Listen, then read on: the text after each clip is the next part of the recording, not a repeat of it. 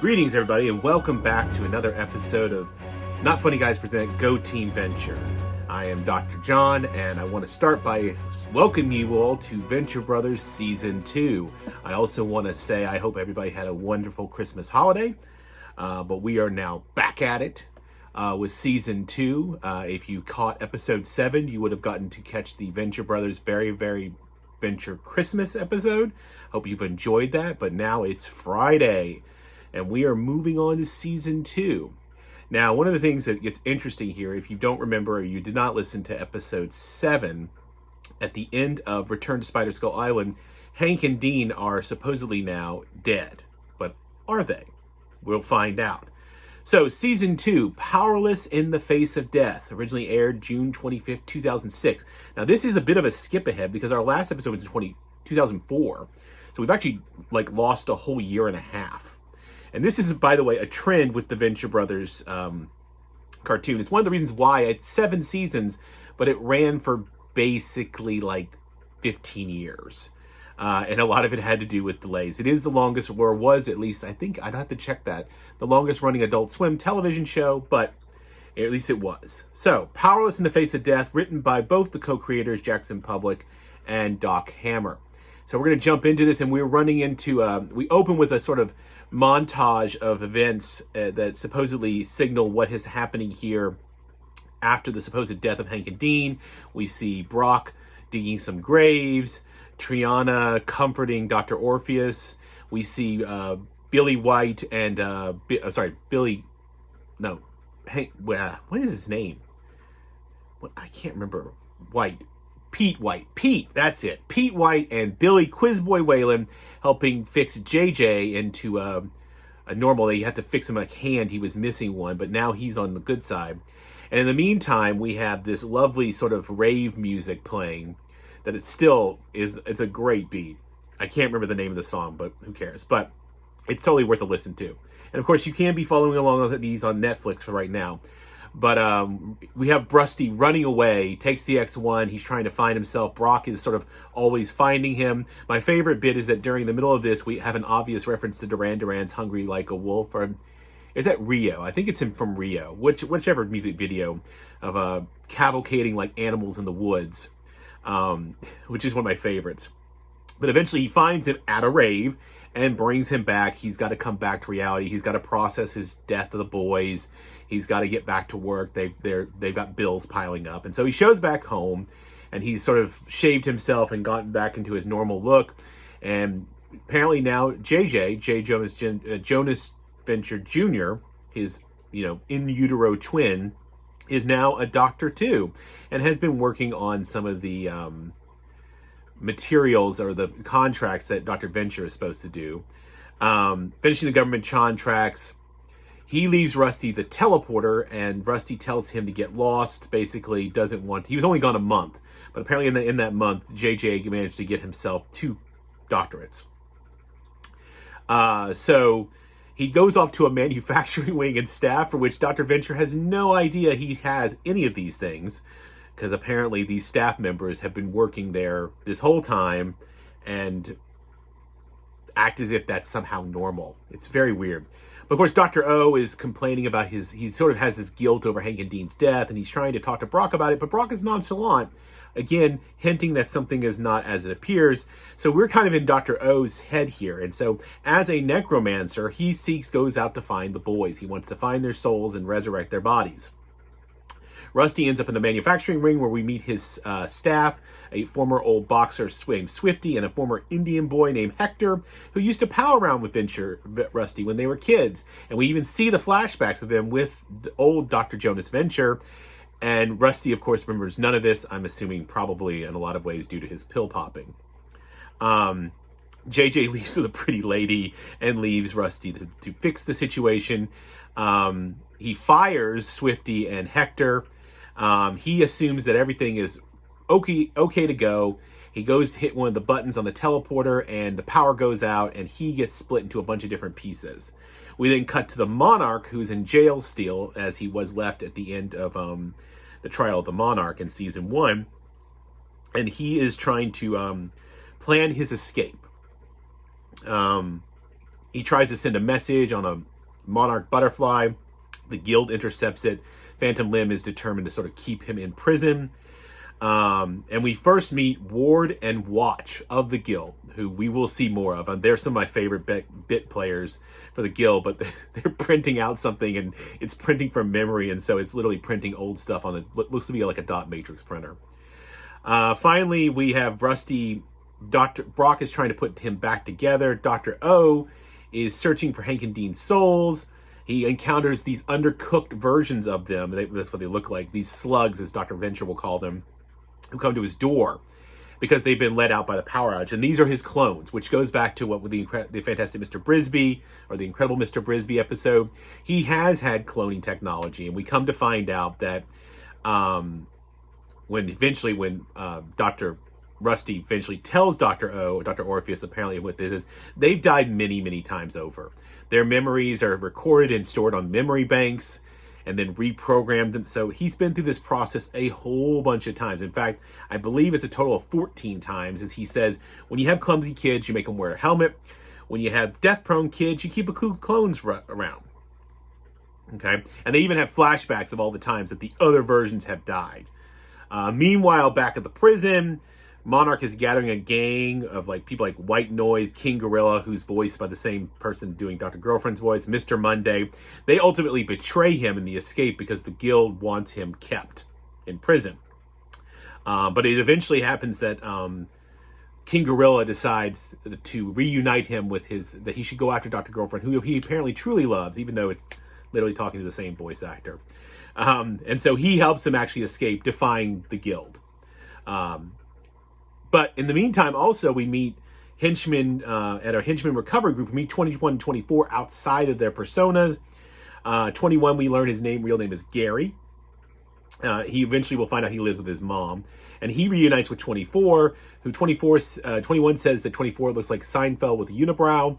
And 24 says Kevin Smith, and basically comments that a beard is not a substitute for a chin. And then that sort of brings us to the end, where we find out that when Monarch escapes the other end of the sewer, we find out where the last quote-unquote piece of Dr. Venture's teleported, separated body has ended up. All right. So, once again, that brings us to the end of episode 1 of Powerless in the Face of Death, which is the beginning of our season 2 run. Please like, subscribe, comment. This will be an ongoing thing that stays on the YouTube channel after season 2, so I'm trying to get that up and running. So if you're listening to this in the podcast form, please come on over to the YouTube channel and start enjoying this. You can still just listen and just have me on in the background talking, but like I said, we'll be making improvements as we go along. Let's move on now to episode 2. All right, so now we are moving on to episode 2 of season 2, Hate Floats. Originally aired July 2nd, 2006. Also written by Jackson Public and Doc Hammer, the co-creators. This is actually one of my favorite openings. We find Gary at his home with his mom. 21 and 24 are in contact, and the Monarch calls, and they get all three of them on the line. He basically recalls them because he's escaped his cocoon now, which is on its side. He tells them he's going to go take a shower. You better get here and fix things and gather new henchmen, because the rest of them apparently gone off. Apparently many of them joined Monstroso's game.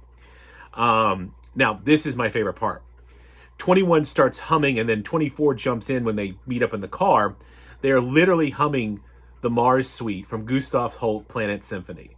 It's absolutely one of my favorite Easter eggs. It's brilliant. Great symphony, wonderful choice of things as they're sort of getting ready to go to battle. We then return to the normal credits. I think I mentioned this previously, but they did alter the credits for the season 1 episode, where it made JJ and Rusty the new Venture brothers, and included Helper as well. But that's a little side note. So we've now returned to our normal credits. We have Hank and Dean being woken up from their sleeping beds, and it's supposedly their 16th birthday. They're given their ID cards, which are the same ones the previous boys had because they're damaged. And Hank immediately notices that the birthday is wrong and that he's supposedly much older. He's told to ignore it and put it in their wallets. They're official now. 21 and 24 are recruiting new henchmen, what looks like a not so great neighborhood in the inner city. And they basically end up recruiting gang members. They restore the cocoon. And apparently the gang members helped them hijack part of Dr. Hatred's tank. Sorry, not Dr. Hatred. What is it? What is his name? Major Hatred? Whatever his name. General Hatred. We will come back to him later. Hatred is a character we'll meet more later on. I'm going to be bad about the fact that I completely miswrote his name in my notes here. They've got the new members. The Monarch doesn't really care that they've got. He's like, okay, good, you did what I asked you to do. 21, 24 even requests that they become promoted to higher numbers like 1 and 2, and the Monarch also doesn't care. For his birthday, Rusty takes Dean to get a speed suit, while Hank apparently goes with the Monarch. I'm sorry, not the Monarch, but Brock to, I guess, get a football and something that some replacement he broke. When they go to get the speed suit and they're at the mall, it's a onesie, basically. Or as the woman who figures it out, it's a short sleeve jumpsuit. At the same mall, and Dean is completely embarrassed by this, the Monarch is stalking Dr. Girlfriend, who's with Phantom Limb. Phantom Limb seems more concerned with putting on a fancy dinner party, and Dr. Girlfriend seems very annoyed with him. She goes to the food court, where the Monarch will run into her. Yes. Yeah, right. He's totally stalking her. The Monarch tries to win Dr. Girlfriend back. She's tired of this, and she's particularly tired of his obsession with Venture. He, of course, blows this because 24 calls him because they spotted Brock and Hank and Dean, the Venture boys, and he then immediately decides he's going to go grab them, do his normal thing, which, of course, is what pisses Dr. Girlfriend off.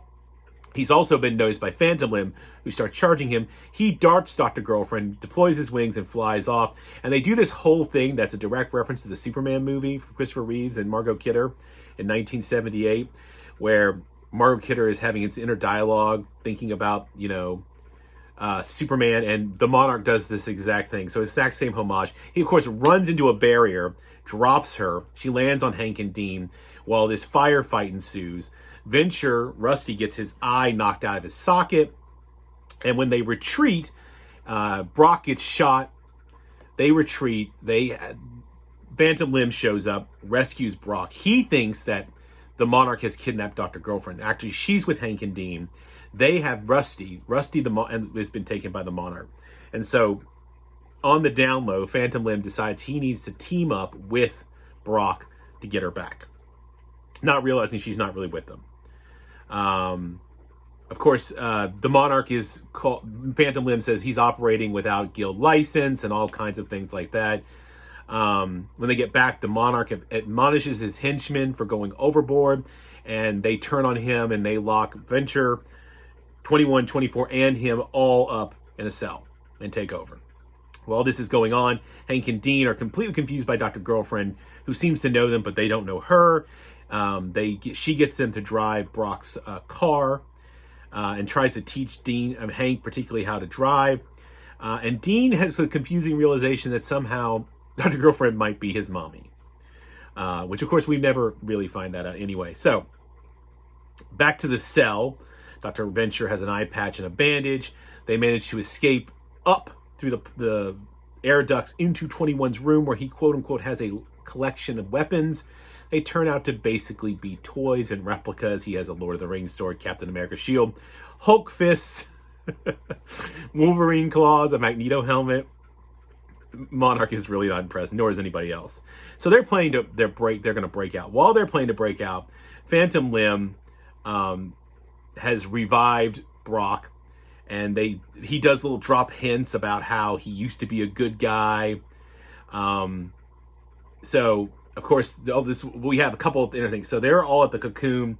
Brock and Phantom Limb are coming to rescue. Dr. Girlfriend is bringing Hank and Dean. We're all kind of converging on this, okay?